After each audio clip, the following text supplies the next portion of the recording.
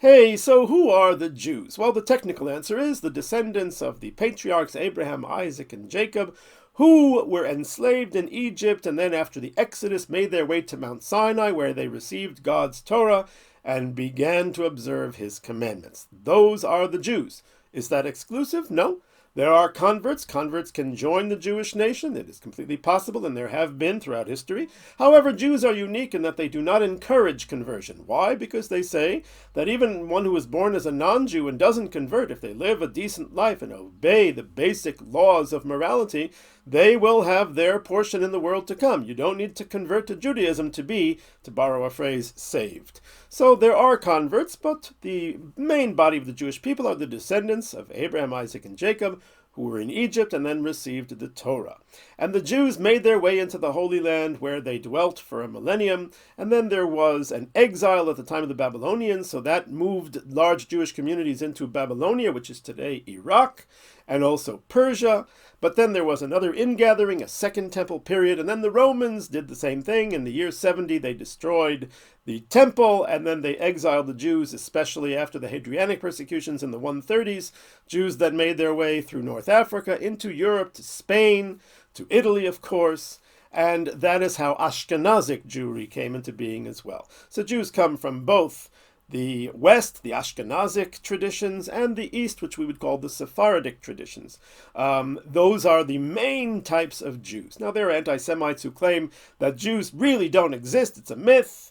That indeed the people who claim to be Jews today are some Ukrainian tribe called Khazars. This is a lot of rot. First of all, let me tell you about the Khazars. There was indeed a Ukrainian tribe called the Khazars, whose king was a religious seeker, and he sought out the advice of a famous rabbi at the time who taught him about Judaism. He also sought out the advice of an imam and of a priest to hear about their religions, and he decided that Judaism was one that spoke to him most, and he converted his tribe to be Jews.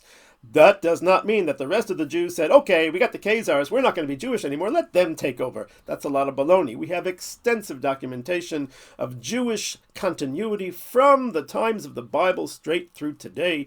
Jewish communities, Jewish migrations are able to be mapped out.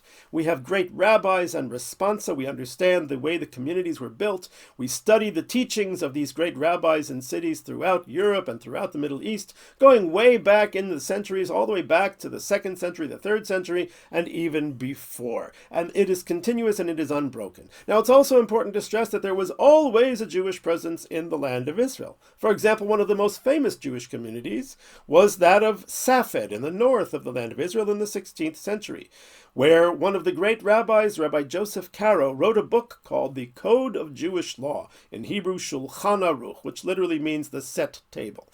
This book was so widely accepted that it has become the sine qua non of Jewish law. Jews base their observances on the instructions that Rabbi Caro wrote in his Shulchan Aruch, coming from the famous Jewish community of Safed. At the same time, there was also a well-known community in Jerusalem, and there were also communities in, believe it or not, Gaza, and other such places. Jewish continuity, even in the land of Israel, is very strong.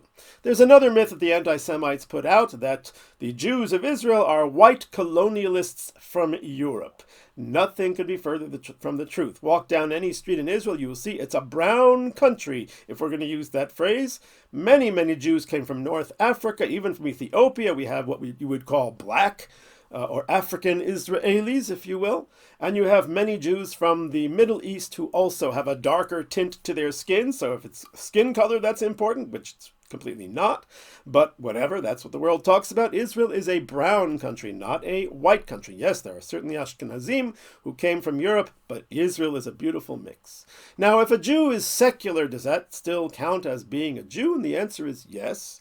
They are Jewish. I consider it unfortunate that they don't have connection to their traditions and don't observe the commandments, but nonetheless, their Jewish identity is certainly true. And you just need to go back a couple of generations to find that their ancestors were also loyal and pious Jews who did observe the commandments, who felt a very strong connection to Judaism.